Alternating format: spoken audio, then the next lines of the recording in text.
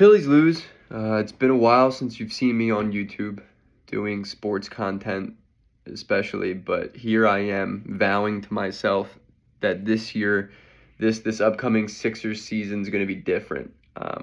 And since that loss last night against the Mets, as someone who lives in New York City, I'm starting to think this is on me. Like I probably shouldn't be having my mental health totally depend on, sports. That's probably on me at the end of the day. So I'm vowing myself to be better this year, to not put so much care into this sports world that doesn't care about me. And that being said, let me sit here and tell you why I think the Sixers have a chance to win the NBA championship. If if you're watching the video, I appreciate it. It's been a while. Thanks for coming back, man. That's huge. I don't really know how I'm going to do this video. I just know it's 8:30 in the morning, and I'm like, let's just start to work hard at YouTube again. So, cheers to working hard. Brought to you by C4, the only thing that keeps me running anymore after just a lovely season from the Phillies. So cheers to you guys. And cheers to the people out there watching that's also upset and looking for something to fall back on, whether it's the 2-2 Eagles right now or the Philadelphia 76ers that have never given you a chance or a reason to hope. So cheers to that, guys. I do want to talk about the Sixers team, though. I feel as if this is the best team they've ever had, top to bottom, in my lifetime. And that's not including when I was young and wasn't aware of the team, when they went to the finals and everything. Even so, just on paper, I think this team is probably better than the 0-1 team. But that's not what this video is about. This video is about them beating the New Zealand Breakers, dude. What? Are you kidding me? Jared McCain, Rookie of the Year? No, but he did look really good. He went 4 of 9 from 3, but the only thing that I took out of it was that his catch and shoot 3-pointers were like 3 of 3, 3 of 4. That's what we're talking about. He's not going to be trying to make his own 3-point shot. Hopefully he's not going to be asked to go out and go get a jump shot, and go out and get a bucket. That's just not where we are as a team right now. I think, if anything, you'll play him alongside a guy like Reggie Jackson or a guy like, Tyrese Maxey, maybe, dudes like that he can just catch and just fire away because he'll be open. That's what we're going to look for. It looks good. Andre Drummond hit a 3, so I think the world is ending. And it looks good, and it's swished in from the corner, so, what?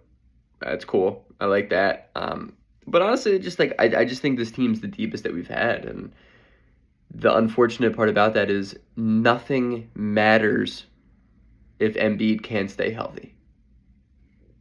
None of it matters. Nothing matters if Embiid cannot stay healthy when we need him to be. Because no matter how good this team is right now on paper, we are never going to win a single thing if Embiid is going to be hurt, as he has been every year in the playoffs. And that's just the cold, hard truth, unfortunately. Paul George and Tyrese Maxey can both be top 15 guys this year, and it's still not going to be enough if Embiid's out. That's just the way it is, unfortunately. And I do think that this year the load management is going to be pretty prevalent because our team is good enough to handle it right now. For the first time since losing Andre Drummond, we now have a dude behind Embiid in Andre Drummond that can play the 5.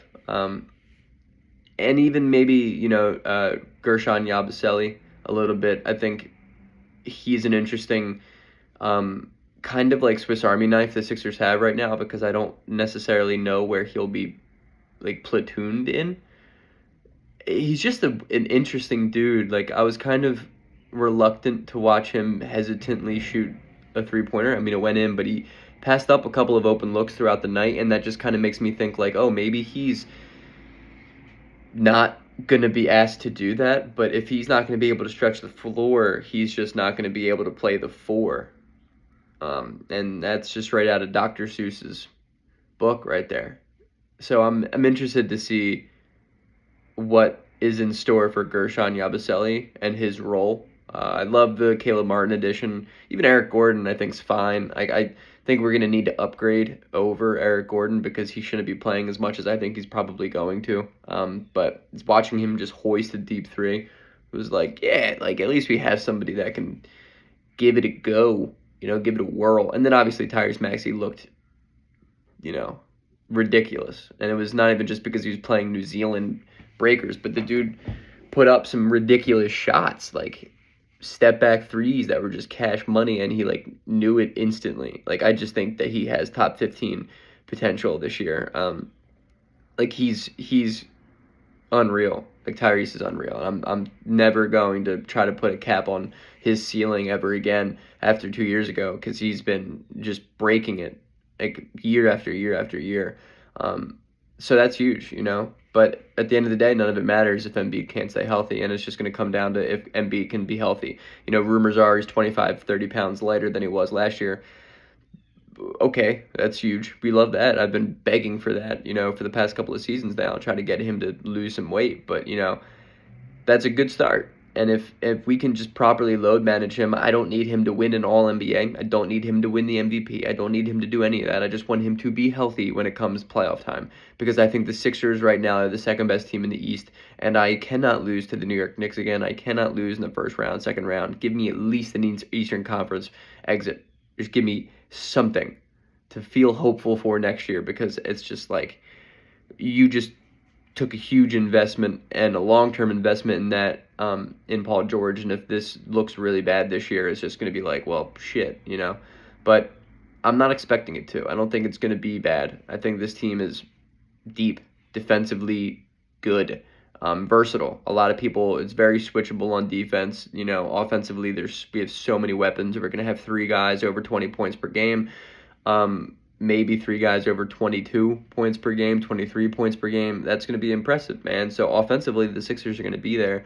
And then we're going to have guys that are just going to reap the benefits of a 3-headed monster that the Sixers are going to have, whether that's Jared McCain, Caleb Martin, or dudes like that. Like Eric Gordon is a good one. Just people who are going to be open and shoot.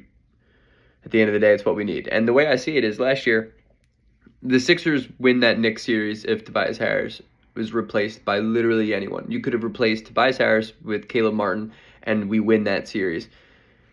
Now, we're not only replacing Tobias Harris with Caleb Martin, but now we're replacing him with Paul George as well. And people are going to be like, oh, playoff P sucks, playoff P sucks. Tobias Harris had 0 points and went 0 for 2 in Game 6. Dude, like, think about it for a second. We don't need Paul George to be Kawhi. We don't need Paul George to be putting up 28 a game in the playoffs. We just need Paul George to be alive and to just make an open shot. Like, just the bare minimum.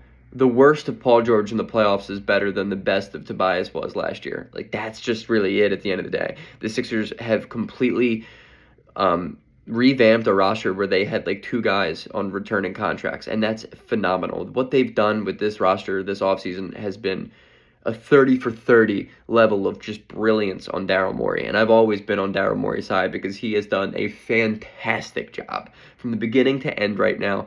Daryl Morey has been awesome. He has put the Sixers in the most capable position to win every single year. And just because we're losing, like year after year, it's not always going to be on the dude that puts the team together. At the end of the day, the players got to go out and play. And Embiid has not been going out and playing. He looked bad. Obviously, he's looked bad. Tyrese had to save the season last year. Embiid had a 50-point game, yeah, but then he just really didn't have much else. And it's every year that he's just not been healthy. And I love Joel, and JoJo's the man, He's probably the most recognizable and fan-favorite player in Philadelphia, him and Bryce. But it's going to come down to him. He just got to stay healthy. You just got to be healthy. You got to be healthy because we're not going to be winning series if you're going to be battling hip injuries or knee injuries or foot injuries or a hand injury, or if you get poked in the eye again. I cannot deal with another excuse of why we can't win. Just stay healthy and go out there and just play basketball. Dude, I'll be around. So hit the subscribe button, like the video. Peace.